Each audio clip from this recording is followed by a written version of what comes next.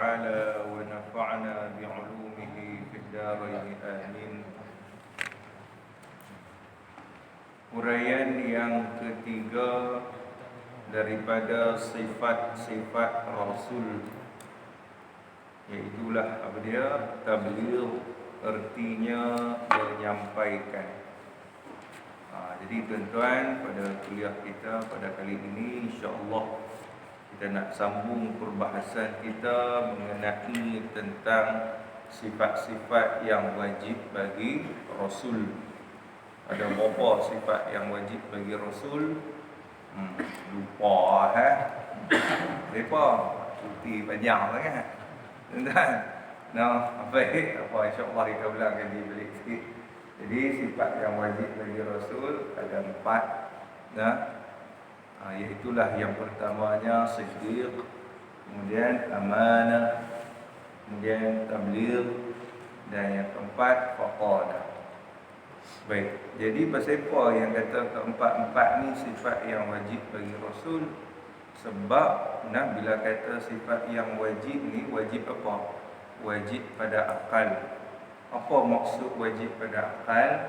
Iaitulah ma la yutasawwar fil aqli adam. Itulah perkara yang tak dapat digambarkan oleh akal akan ketiadaannya sifat-sifat tersebut. Akal tak boleh nak gambar kalau kata Rasul itu tidak siddiq.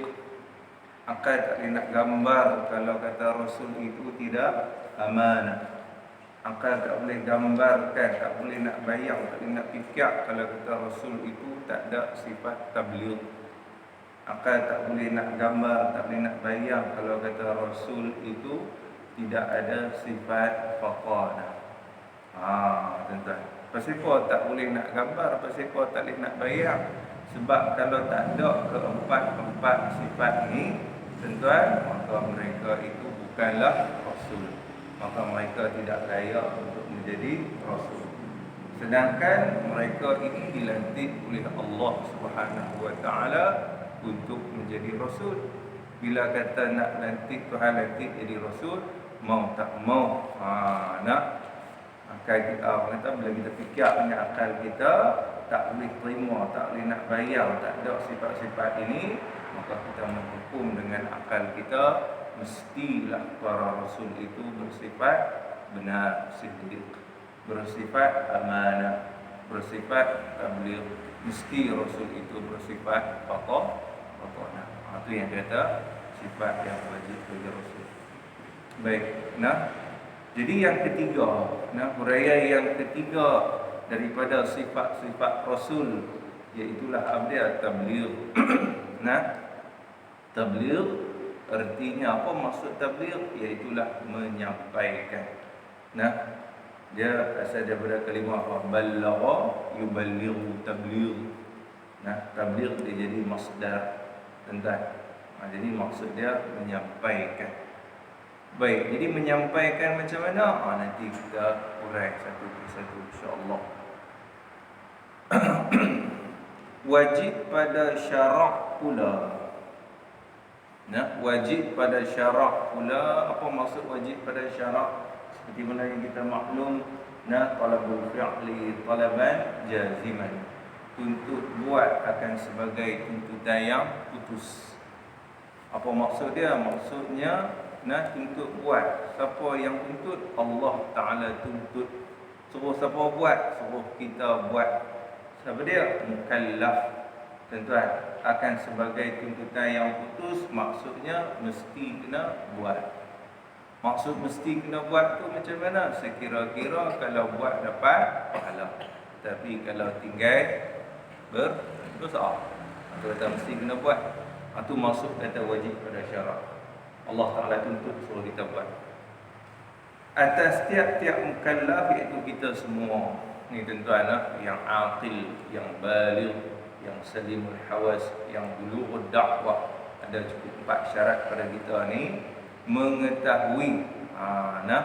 Jadi Allah Ta'ala tuntut suruh kita buat apa? Mengetahui. Maksud mengetahui di sini iaitulah Allah Ta'ala tuntut suruh kita belajar hingga mengetahui. Sebab apa? Sebab kita nak mengetahui terus tanpa kita belajar. Boleh mengetahui tak boleh mengetahui. Tuan-tuan. Sebab apa? Sebab pengetahuan itu adalah ilham daripada Allah Subhanahu wa taala. Nah, pengetahuan itu ilham daripada Allah. Tapi nak dapatkan pengetahuan itu dengan cara usaha kita apa dia? Belajar. Bila kita belajar, baru kita reti, baru kita mengetahui, baru kita faham. Jadi Allah Ta'ala tuntut di sini apa dia? Belajar. Tapi kalau belajar tak faham, di mana? Belajar tak reti. Tuan-tuan. Kalau belajar tak reti, lepaslah tuntutan daripada Allah. Lepaslah tuntutan. Tuan-tuan, sebab bila kita tahu bahawasanya kefahaman, pengetahuan itu ilham daripada Allah, tuan-tuan, kita hanya usaha kita belajar. Jadi yang Allah Ta'ala tuntut, iaitulah kita belajar sampai kita mati. Tapi kalau tak faham juga, lepas tuntutan Tuhan. Baik. Tapi kalau tak mengaji, itu siapa tak mengaji, lena, segan, duk takut lagi COVID-19. Tuan-tuan, tapi makin tak takut pula. Pergi beli ikan ke, ni ke, duk kedai kopi tak takut pula COVID-19. Main masjid takut pula. Contohlah tuan-tuan. Itu tak jadi juga. Tuan-tuan, nak membantu kita ni, usaha kita. Allah Ta'ala uji kita ni satu ujian daripada Allah Subhanahu wa Ta'ala, tuan-tuan. Tengok kita ni mungkin dah sebelum ni banyak kita ni lalai dengan Allah Subhanahu wa Ta'ala. Allah Ta'ala bagi ujian kepada kita dengan tujuan apa? Matlamat pun nak bagi kesedaran kepada kita. Tapi sungguh tuan-tuan, bila PKP ni tuan-tuan rasa sedap tak? Tak sedap tak tahu. Kita ada kesedaran kita apa? Sedaran pasal kita dah duduk rumah tuan-tuan. Kita duduk rumah tak boleh buat apa. Itu kita nak buat apa? Tentulah baru kita rasa nak baca Quran. Tentulah baru kita rasa nak sembahyang, kita nak zikir. Tuan-tuan, kita nak solat secara berjemaah sebelum ni.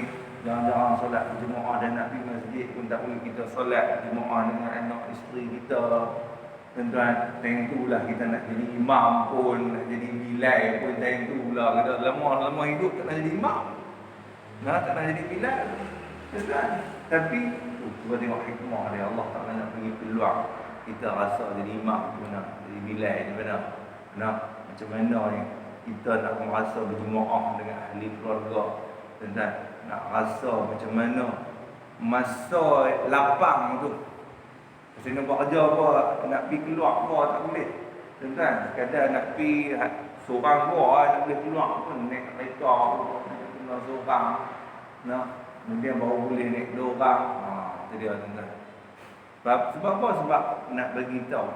Allah Ta'ala nak bagi tahu kita ni banyak sibuk dengan hal-hal keduniaan. Tuan-tuan, bila sibuk dengan hal-hal keduniaan, sebab itulah bila mainnya dengan musibah seperti ini, tuan-tuan, Allah akan beri kesedaran kepada kita. Itu dia. Tapi kalau duduk macam tu juga, itu maknanya tuan-tuan, Allah Ta'ala dah tutup pintu hati kita. Lepas tu bila kata Tuhan dah tutup pintu hati, dah bagi musibah pun tak sedap-sedap lagi, tuan-tuan, Allah Ta'ala tutup pintu hati. Bila Tuhan tutup pintu hati kita, maka itulah hakikat sebenar-benar bala yang paling besar. Tuan-tuan, bala paling besar dia bila Allah Ta'ala tutup pintu hati kita. Tak ada nak menuju jalan hidayah Allah, tak ada. Tuan-tuan, amai pilah musibah macam mana sekalipun, hati tetap lalai dengan Allah. Hati tak ada cenderung pada Allah, tak ada kesedaran. Tuan-tuan, itu bala paling besar. Bila sampai mati pun Tuhan tak buka pintu hati, tuan-tuan, mana tempat dia? Di neraka. Tapi neraka tu sampai bila? Selama-lama. Tu bala paling besar. COVID-19 ni habis hati habis. Habis bila kurang-kurang kita mati habis. Tuan-tuan, kita mati lematlah COVID-19. Tapi lemat halih pula lah kubur. Kalau kata kita rajin dulu di dunia, rajin buat amal soleh, tuan-tuan, bahagialah kita di alam barzakh. Tuan-tuan, di alam akhirat ni kita bahagia.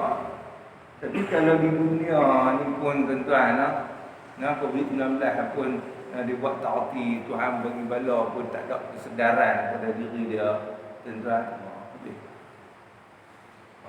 Lari tajuk sikit tuan-tuan.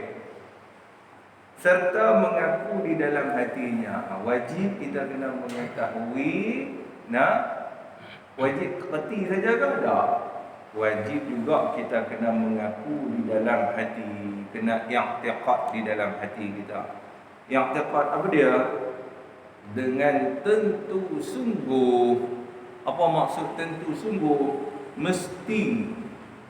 Tu kata tentu sungguh. Tuan-tuan, mesti tu akidah kita tu. Tu yang kata hukum akal tu. Tu hukum akal pada yang pada pembahagian yang pertama al-wujub. Apa dia? Mesti. Mesti apa? Mesti rasul-rasul itu bersifat dengan tabligh. Mesti rasul itu bersifat dengan tabligh. Saya faham kata mesti. Pasal akal aku tak boleh nak fikir, tak boleh nak bayang kalau kata rasul tu tak ada sifat tabligh. Sebab tu aku hukum kata mesti. Tuan-tuan, boleh faham tak? Aku menghukum kata mesti Tuhan, mesti rasul itu bersifat tabligh sebab apa? Sebab akal aku tak boleh nak bayang, tak boleh nak fikir kalau kata sifat tabligh tu tak ada pada sekalian para rasul. Tuan-tuan. Artinya yang kata tabligh tu apa dia? Artinya menyampaikan. Rasul itu mesti bersifat apa? Mestilah rasul itu bersifat tabligh, iaitu apa dia tabligh? Artinya menyampaikan. Menyampaikan apa? Tuan-tuan. Menyampaikan apa? Tunggah ke? Menyampaikan berat ke? Bukan yang tu.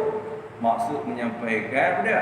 Menyampaikan barang yang disuruh mereka itu dengan menyampaikan dia kepada makhluk.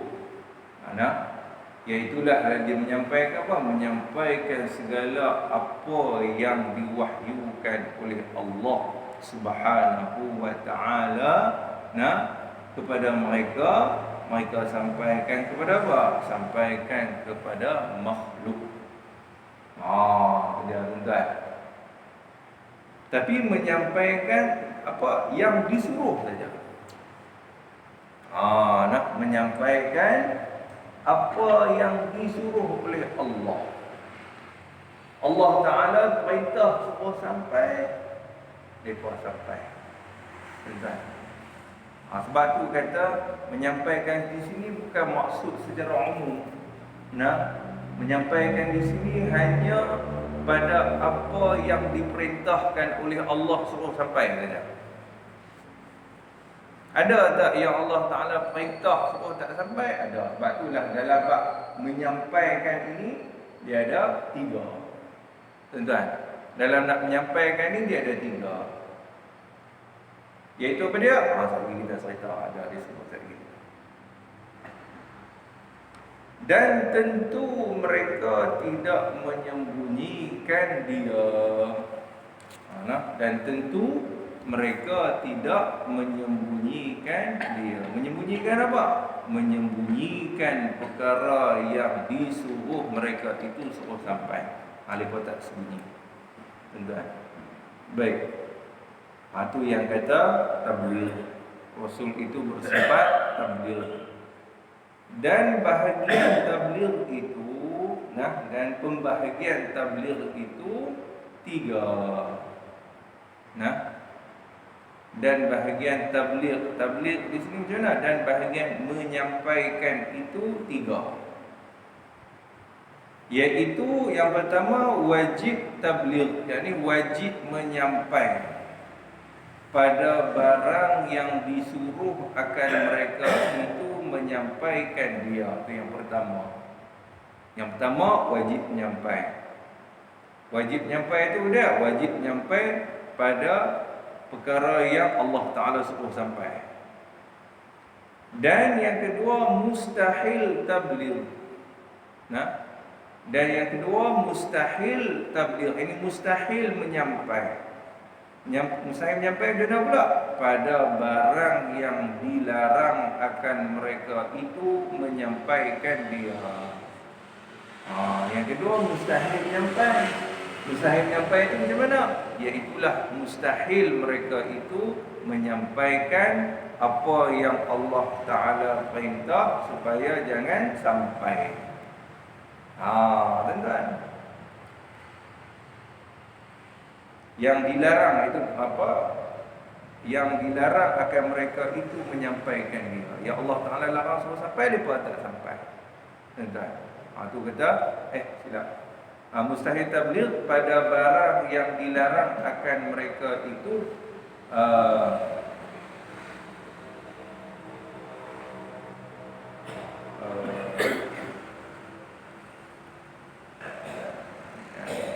dan mustahil tabligh pada barang yang dilarang akan mereka itu menyampaikan dia. Buat pelik bunyi ni. Sudah di sana cuti panjang juga ni tu pula. Dah lagi cover. Tak. Dan yang ketiga, dan harus yang tu kita ke Elisa. Dan harus yang ketiga dia, dan harus tabligh. Dan harus tabligh, ini harus menyampaikan pada barang yang diberi pilih akan mereka itu dengan menyampaikan dan menyembunyikan kepada makhluk. Tuan-tuan. Itu bahagian ketiga. Bahagian ketiga harus menyampaikan. Maknanya mereka boleh menyampaikan sama ada mereka diberi pilih. Para rasul itu diberi pilih. Sama ada nak sampai pun tak apa, tak mau sampai pun tak apa. Tak mau sampai pun tak apa. Ini hak bahagian yang mana? Ini pembahagian pada menyampaikan. Ini cerita hak tabligh ni, hak menyampaikan itu ada tiga bahagian. Yang pertama wajib nyampai, yang kedua mustahil nyampai, yang ketiga harus nyampai. Wajib nyampai itu apa dia? Jadi itulah mereka wajib menyampaikan pada barang yang disuruh mereka itu suruh sampai. Yang Allah Ta'ala suruh sampai, mereka wajib tak kena sampai? Wajib kena sampai. Wajib mereka kena sampaikan. Kemudian yang kedua mustahil. Mustahil menyampaikan. Mustahil menyampaikan ni macam mana? Mustahil menyampaikan pada barang yang dilarang akan mereka itu menyampaikan dia.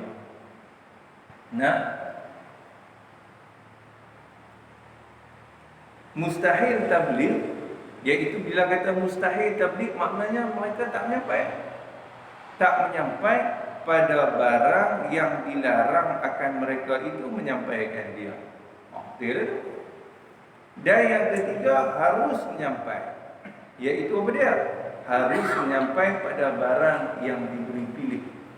Yang Allah Ta'ala bagi pilih sama ada nak menyampai ataupun tak mau bagi sampai. Itu yang ketiga. Baik. Kemudian dan bahagian menyampaikan itu pun tiga juga.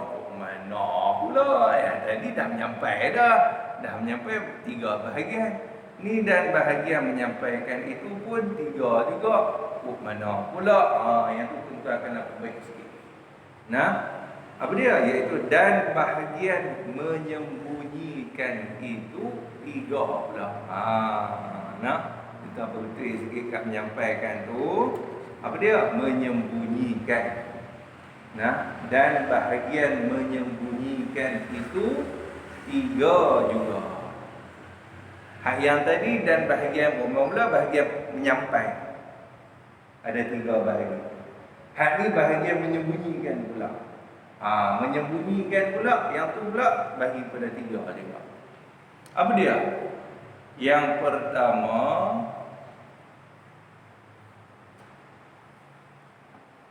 mana hilang iaitu wajib menyampaikan. Itu yang pertama. Iaitu wajib menyampaikan tak? Bukan wajib menyampaikan. Wajib menyembunyikan. Tuan-tuan. Betul sikit tang tu. Bukan wajib menyampaikan tapi wajib menyembunyikan. Wajib menyembunyikan pada barang yang dilarang akan mereka itu menyampaikan dia. Itu yang pertama. Betul ke tak? Betul? Yang pertama, wajib menyembunyi. Wajib menyembunyi ni macam mana? Maksudnya wajib menyembunyi. Para rasul itu wajib menyembunyikan pada perkara yang Allah Ta'ala larang suruh sampai. Yang Allah Ta'ala larang suruh sampai, jadi wajib kena bunyi. Bukan. Wajib kena bunyi. Para rasul. Apa dia contoh perkara yang mereka kena sembunyi? Contoh dia apa dia? Contoh dia apa dia, tuan-tuan? Apa boleh jawab? Contoh dia tak ada lah, mana kita beritahu. Dan nama apa sembunyi? Kalau kita tahu, maknanya sampai kita. Boleh faham tak? Kalau kita tahu, maknanya benda tu sampai. Bila kata sampai, maknanya Rasul menyampaikan perkara yang Allah Ta'ala larang sampai, dia pun sampai juga. Jadi kalau kita pun tak tahu, maknanya benda tu sembunyi tak tahu lah, jawapan dia tak tahu. Ajak nak uji tengok lidah tuan-tuan. Contoh apa dia? Contoh perkara yang mereka sembunyikan. Para Rasul itu menyembunyikan perkara yang Allah Ta'ala larang sampai. Apa dia? Tak tahu. Baik.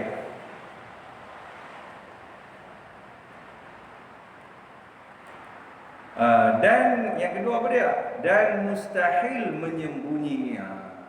Dan yang kedua, mustahil menyembunyi pada barang yang disuruh akan mereka itu menyampaikan dia. Dan yang kedua, mustahil menyembunyi. Mustahil menyembunyi ini apa dia? Itulah para rasul itu mustahil menyembunyikan perkara yang Allah Ta'ala suruh sampai, lepas bunyi, itu mustahil. Tuan-tuan. Dan yang ketiga, harus menyembunyi. Dan ketiga, harus menyembunyi. Menyembunyi apa? Harus menyembunyi pada barang yang diberi pilih akan mereka itu, dengan menyembunyikan dia dan menyampaikan dia kepada makhluk. Yang ketiga, harus menyembunyi. Sama ada itu diberi pilih kepada Rasul, sama ada mereka nak sembunyi pun tak apa, mereka nak sampaikan pun tak apa juga.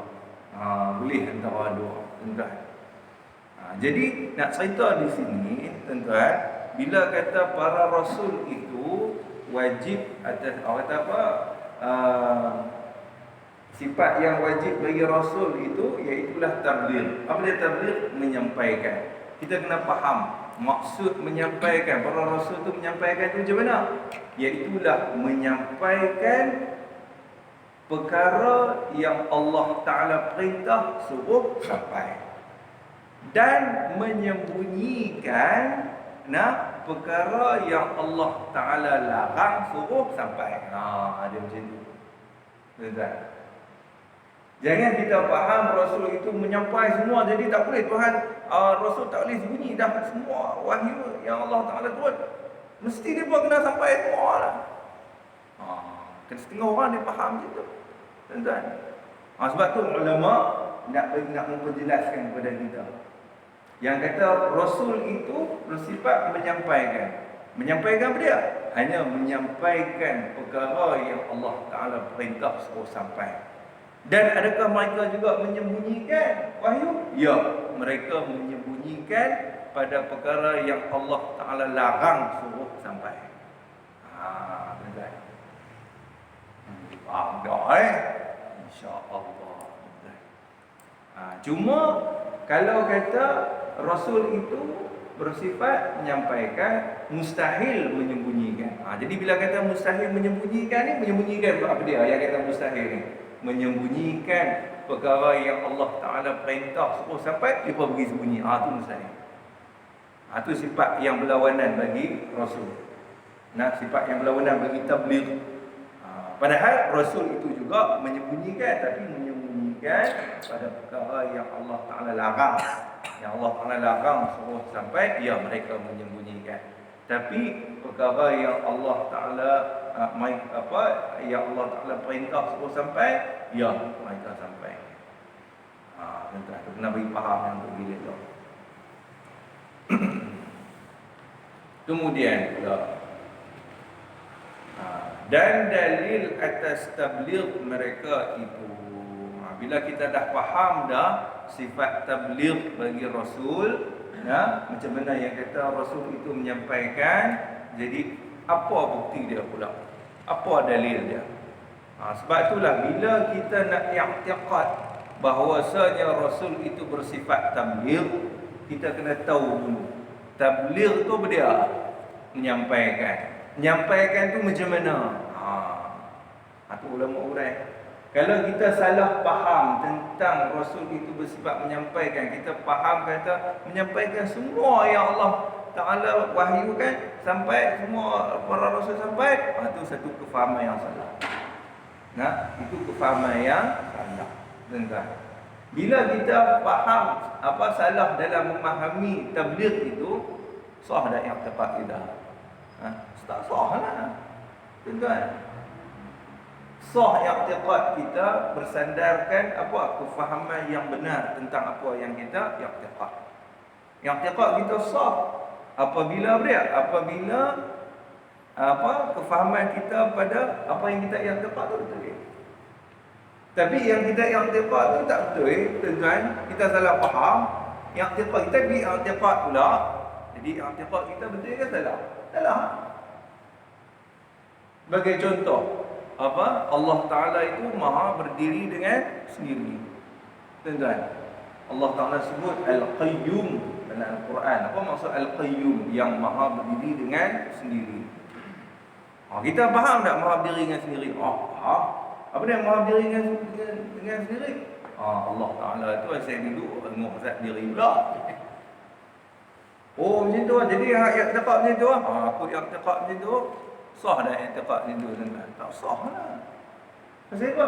Pasal kefahaman dia tentang Tuhan maha berdiri dengan sendiri itu salah. Bukan maksud dia macam tu. Bukan Tuhan asal duduk kemudian dia berdiri. Tuan-tuan, maksud dia lain. Maksud dia apa dia? Nak pula ulang ngaji balik maksud dia ada dua. Iaitu apa dia? La yaftaqiru ila mahallin wala ila mukhassisin.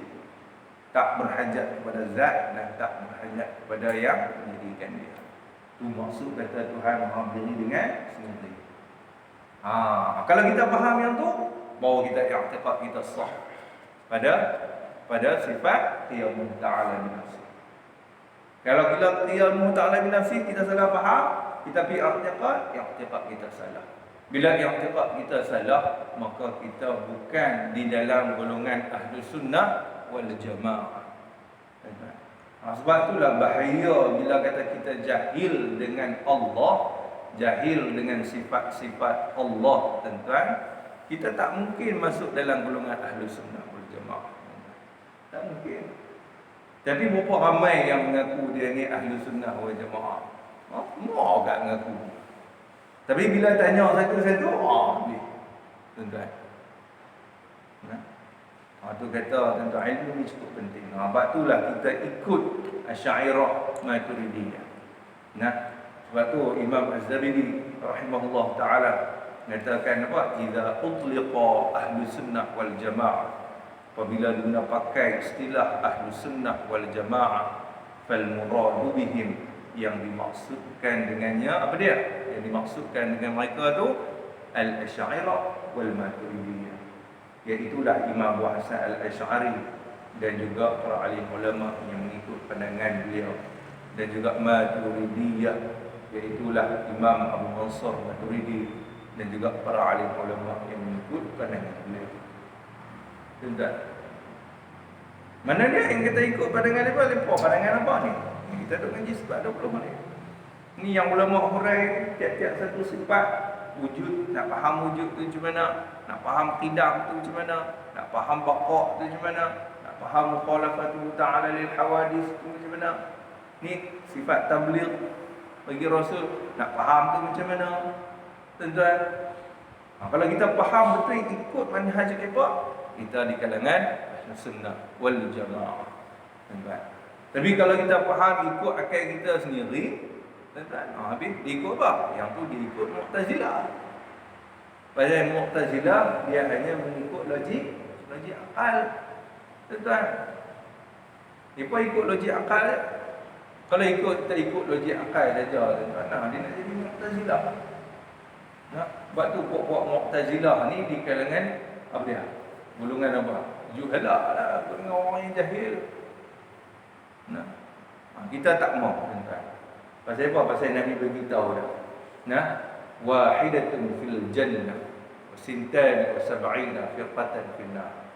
Satu saja Nabi kata, satu puak saja masuk dalam syurga. Lagi 72 puak tu dalam api neraka. Mana dia satu puak tu? Iaitulah Nabi kata al-jamaah. Itulah golongan Ahlus Sunnah wal Jamaah. Kita ni duduk tak mana?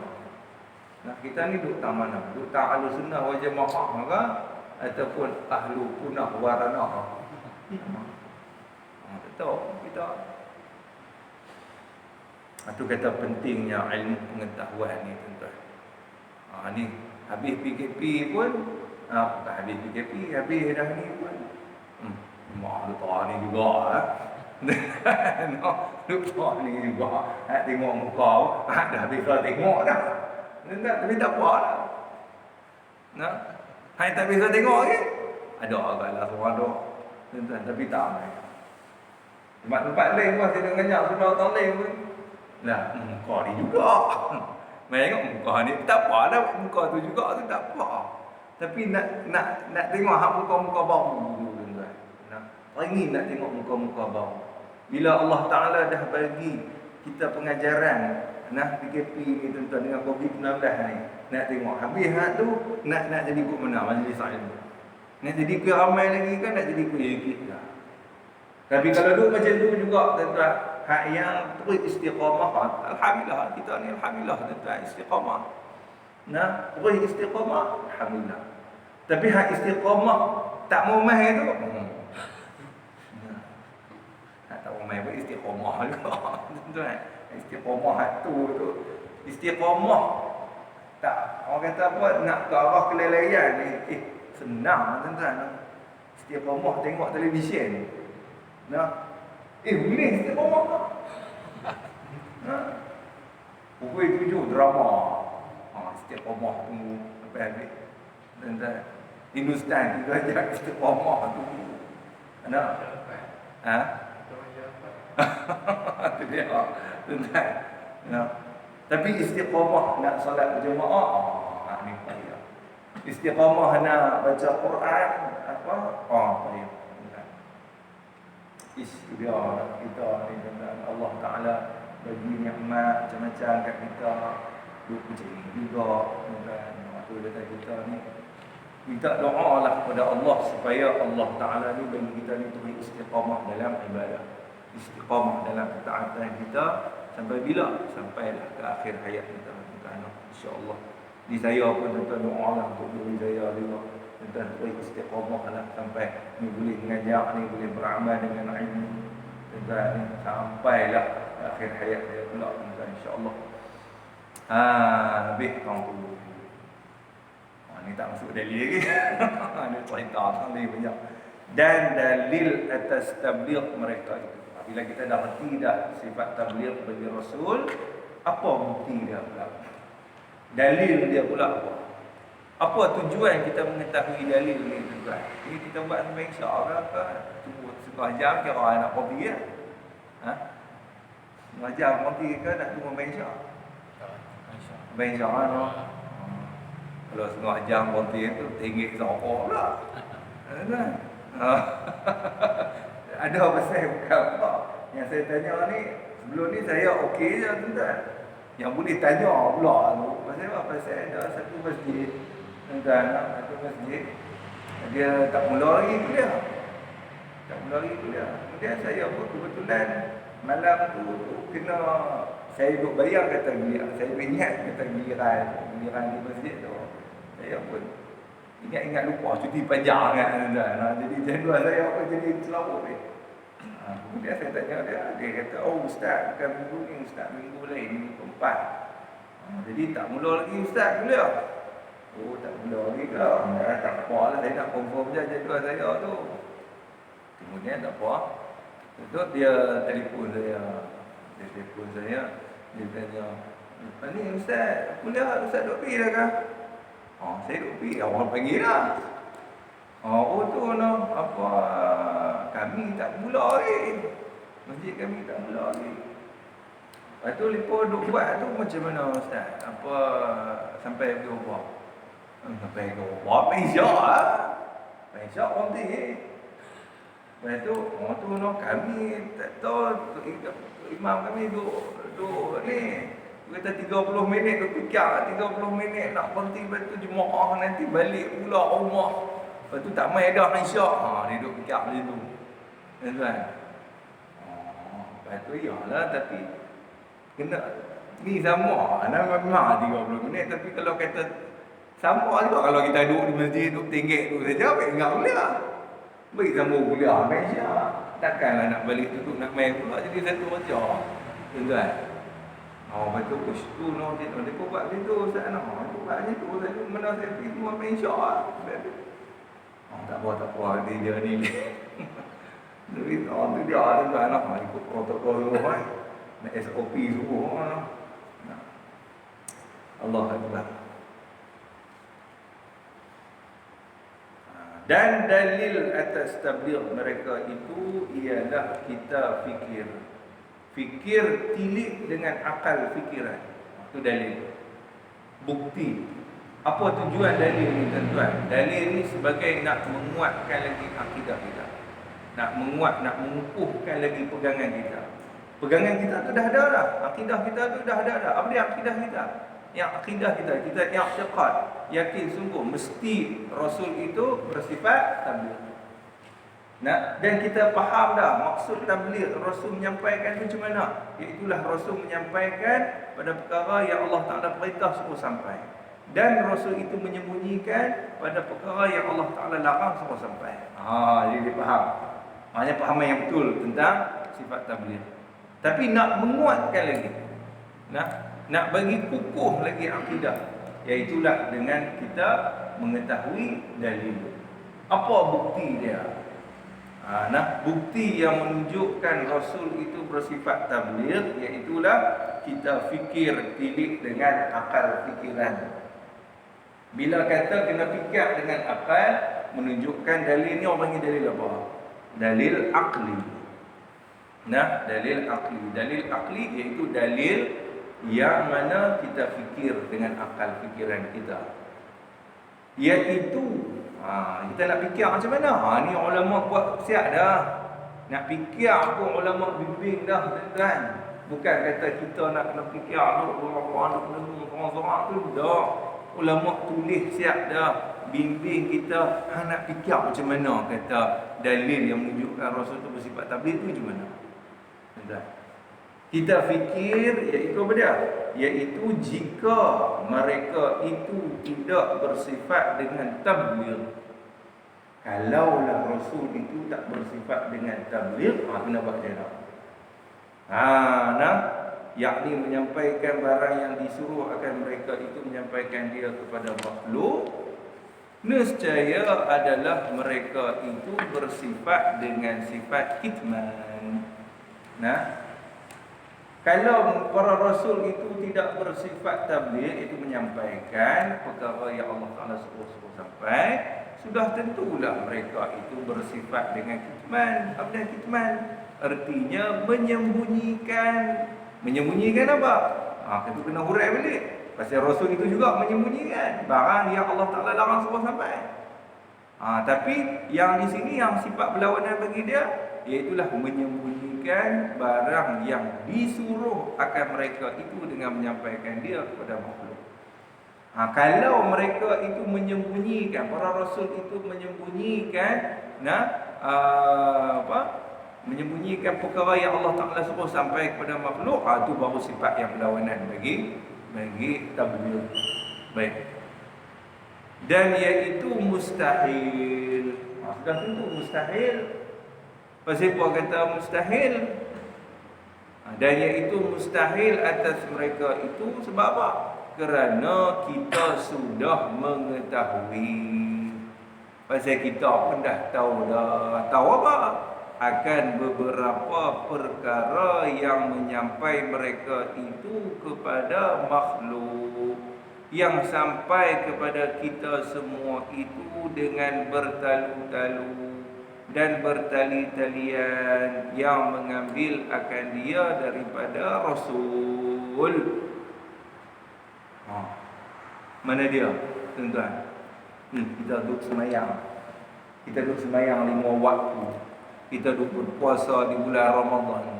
Kita duduk bayar zakat. Segala ibadah yang kita lakukan, dan segala ketaatan yang kita lakukan, segala perkara yang kita tinggalkan daripada perkara-perkara maksiat, itu semua adalah menunjukkan sebagai bukti, menunjukkan Rasul itu bersifat tabligh. Kalau Rasul itu tak bersifat tabligh, maknanya Rasul itu menyembunyikan. Kalau Rasul itu menyembunyikan, itu kita nak tahu semayang ke tak? Betul?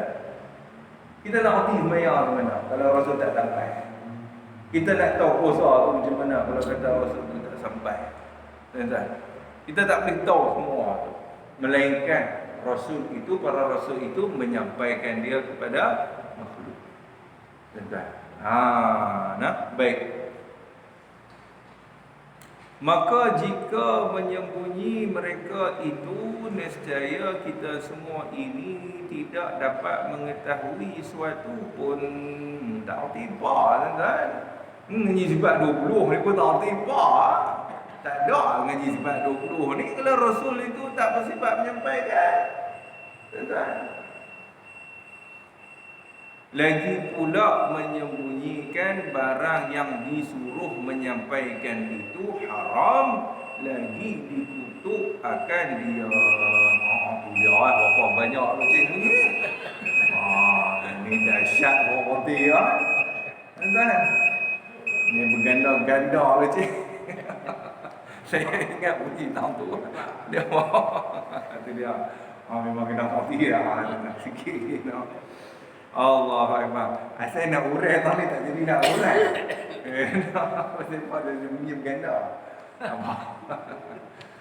Allahu Akbar. Bahkan pula tuan-tuan, lagi pula menyembunyikan barang yang disuruh menyampaikan itu haram, lagi dikutuk akan dia.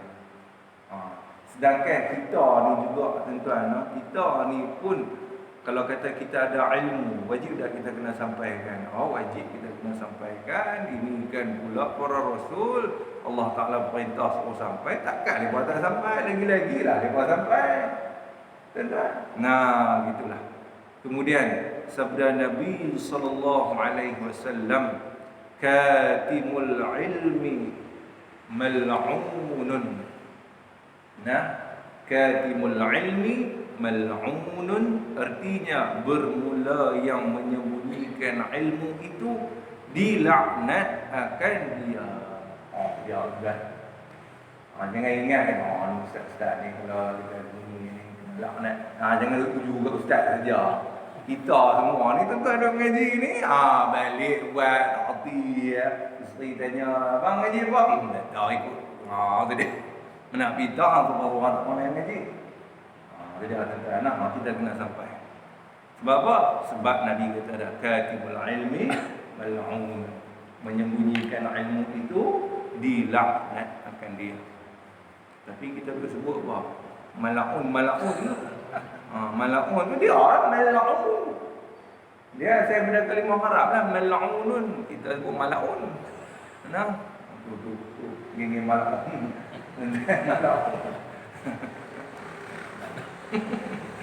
Baru tahu malam tu maksudnya yang dilaknat. Mal'un, kita dalam bahasa Arab sebut mal'un. Tuan-tuan, dilaknat akan dia. Apa maksud dilaknat? Laknat apa maksud laknat, tuan-tuan? Dijauhkan rahmat oleh Allah. Itu maksud kata laknat. Kadang kita semua tak faham laknat. Apa dia laknat? Nah, Allah Ta'ala jauhkan rahmatnya. Itu maksud kata laknat. Kalau begitu apa? Bila kita dah reti dah dalil ni, nak kita tahu dah, kalau kata Rasul ni apa tak bersifat menyampaikan, sudah tentu dia menyembunyikan. Bila dah menyembunyikan, habis tu kita ni boleh semayang, boleh puasa ni macam mana? Sudah tentu bila kita reti semayang, kita reti puasa, menunjukkan kata mereka itu bersifat menyampaikan. Baik. Kalau begitu, kejaplah di hati kita. Baru kejap, tuan-tuan. Tadi tak pernah kejap lagi. Tak reti dalil, tak pernah kejap lagi. Bila dah reti dalil, boleh fikir sendiri. Kejap tu. Kejaplah di hati kita bahawa Rasul-Rasul itu bersifat tabligh. Artinya menyampaikan, tidak menyembunyikan sekali-kali. Wallahu a'lam. Wallahu a'lam ni orang tipu ni. Apa saya dia tulis tu wallahu a'lam, kita pun tahu jugalah. Baik, insya-Allah kita akan masuk pula pada kuliah yang akan datang, uraian yang keempat daripada sifat Rasul. Iaitu apa dia? Faqanah. Apa maksud faqanah? Artinya cerdik dan bijaksana. Jadi apa maksud kata cerdik bijaksana di sini ni macam mana? Insya-Allah dah kuliah kita akan datang. Allah Subhanahu wa taala a'lam. Tak payah tanya apa kan, nak berhenti on time.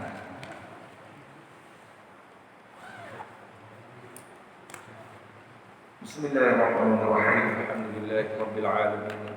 والصلاة والسلام على أشرف الأنبياء والمرسلين وعلى آله وصحبه أجمعين. اللهم نور قلوبنا بنور هدايتك كما نورت الأرض بنور شمسك أبدا أبدا برحمتك يا أرحم الراحمين. صلى الله وسلم عليه والحمد لله رب العالمين. السلام عليكم ورحمة الله وبركاته. وعليكم السلام.